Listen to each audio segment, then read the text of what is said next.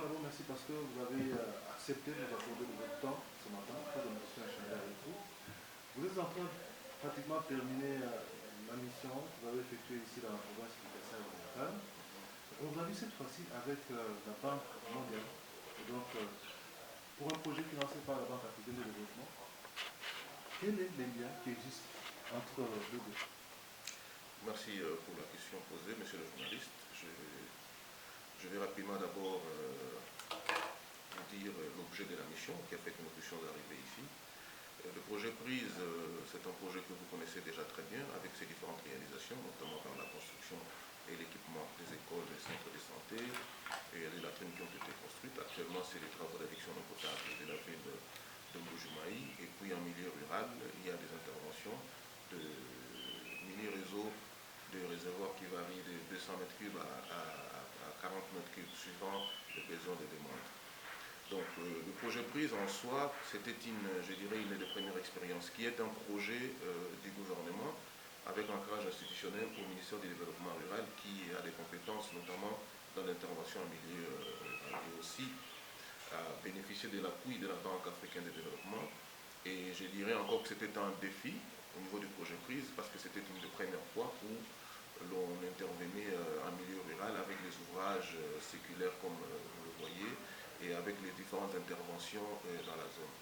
Et je pense que c'est sur base de réalisations qui sont palpables, et c'est sur base aussi du coût des réalisations de ces ouvrages où nous avons démontré que nous pouvons réaliser des ouvrages qui à longue durée dans la zone, et c'est ce qui a intéressé l'équipe de la Banque mondiale, qui a estimé qu'ils peuvent voir ce que PRISE a fait, bien sûr, avec la négociation au niveau du gouvernement central par le ministère des Finances, qui a négocié auprès de son partenaire un nouveau financement. C'est dans ce cadre-là que nous sommes ici avec l'équipe de la Banque mondiale qui voudrait intervenir en milieu rural, notamment pour un montant, pour une première phase de 400 millions, mais qui peut s'étendre à 1 milliard de dollars américains. Donc je voulais aussi profiter de l'occasion pour vous dire que PRISE a commencé, et c'est pour une première fois que l'on puisse financer ou encore négocier un autre projet dont n'a pas encore été achevé, et que l'on arrive à faire la même chose que le projet PRISE. Donc je suis en train de parler de la phase 2 du projet PRISE.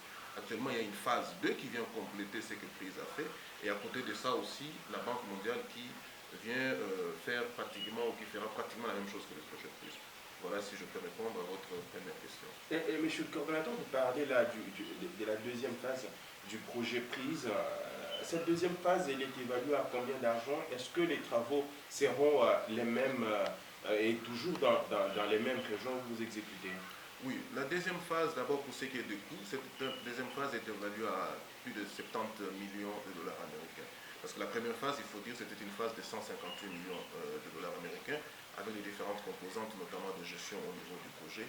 Et cette phase, actuellement, va rajouter les 5 autres provinces, parce que la première phase était concernée par la province du Kasaï oriental, Kasaï occidental, pardon, Kasaï central, Lomami et Sankoro, donc les deux ex-anciennes provinces, notamment ex-oriental et ex-occidental. Mais la deuxième phase vient étendre les interventions du projet PRISE. Non seulement étendre, mais compléter les interventions dans l'ancienne configuration où déjà PRISE a intervenu, parce que le besoin, il faut le dire, il est énorme. Donc actuellement, la deuxième phase va concerner l'ex-province du Bandundu, donc le Kouirou, le Kwango et le Maïndomé. Il y a une partie de Maniema et du Tanganyika qui bénéficieront de la deuxième phase. Donc voilà un peu ce que je peux dire comme élément de réponse. Et quelles sont les améliorations, par exemple, dans cette deuxième phase? Parce que même lors de l'inauguration des espaces à vivre que vous aviez construits avec les ministres du développement rural, il y avait à certains endroits où vous avez construit des espaces à vivre. On a eu même à demander des dépôts pour stocker des marchandises. Est-ce que dans cette deuxième phase, il y aura des ajouts ou des améliorations dans ce sens-là? Si, évidemment. Vous savez, un projet, lorsqu'il est évalué sur base des besoins. Alors, il faut dire que lorsque l'identification et la validation avaient été faites à l'époque, le dépôt n'avait pas été prévu. Donc, c'était ce que nous appelons espace à vivre. C'est quoi espace à vivre? Ce n'est pas seulement les marchés. Les marchés font partie de l'espace à vivre. C'est-à-dire que nous développons une zone en y plaçant des étalages, donc des marchés, boutiques, pharmacies, il y a l'abattoir, il y a l'aire de stockage pour ce qui est de l'environnement et de gestion de déchets, il y a des latrines à côté, il y a un point d'eau. Donc ça, c'était l'une des premières phases. Mais la deuxième phase, lorsqu'on identifie les besoins, il est toujours possible de pouvoir compléter les besoins sur ce qui a été dit. Donc je peux confirmer ici que ces besoins ont été identifiés et les ajouts supplémentaires pourront être faits. Mais si aujourd'hui, par exemple, la Banque mondiale acceptait de collaborer avec vous, parce que c'est intéressant notamment à vos réalisations, avec la deuxième phase que vous allez amorcer, cela ne risque-t-il pas de vous mettre en difficulté par rapport à toutes les réalités que vous connaissez dans les livreurs d'euros? Non, non, les difficultés par contre il n'en aura pas parce que même la Banque mondiale elle-même elle s'est rendue compte d'abord de la capacité organisationnelle que le projet PRISE a au niveau provincial, au niveau des ETD, et ils ont confirmé qu'ils s'appuieraient sur cette capacité organisationnelle et sur cette expérience qui sera faite. Certes, l'équipe au niveau provincial, parce que les projets, il faut le dire, les projets sont gérés au niveau provincial. Les projets ne sont pas gérés au niveau de la coordination nationale. Donc c'est au niveau provincial qu'il y aura des multiplications d'équipes, il y aura des consultants qui seront recrutés pour appuyer l'équipe en vue d'étendre. Pour nous, c'est encore une joie parce que normalement, ce qui est censé être fait, c'est plus que ce qui est actuellement fait dans le cadre du projet PRISE. Donc, la phase 2, l'intervention de la Banque mondiale, est encore une fois de plus pour nous une habitude que nous avons déjà acquise dans la zone et une expérience de plus et pourra les appuyer en vue de réaliser ces ouvrages. Monsieur le coordonnateur, vous avez construit dans certains points où, quand vous y allez, vous avez beaucoup de difficultés pour pouvoir y accéder. On s'est demandé comment les entreprises qui étaient sélectionnées ont pu construire dans ces milieux-là. Et la population vous demandait, parce qu'à cette époque-là, quand on y est passé, la population demandait à ce qu'on puisse réhabiliter aussi les routes. Est-ce que dans cette deuxième phase, on a pensé aussi aux routes? La deuxième phase du projet PRISE, comme j'ai dit, le projet PRISE, c'est un projet de développement des infrastructures, d'abord socio-économiques. Ça, il faut déjà partir sur base de sa dénomination. Mais je peux vous rassurer ici qu'il y a des projets autres au ministère des Finances qui prévoient la réhabilitation des routes.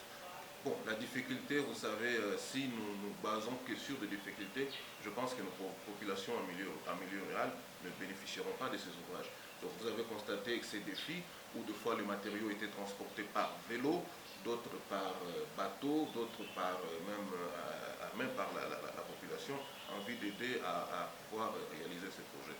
Parce que vous savez, si nous nous sommes seulement dit qu'il fallait, face à ces difficultés, arrêter ou encore se concentrer sur des zones qui sont accessibles, je pense que ces populations-là n'allaient pas bénéficier des interventions du projet PRISE. Donc les difficultés, nous le savons, et nous avons aussi développé ce que je peux dire un peu, une résistance à ces difficultés et une méthodologie.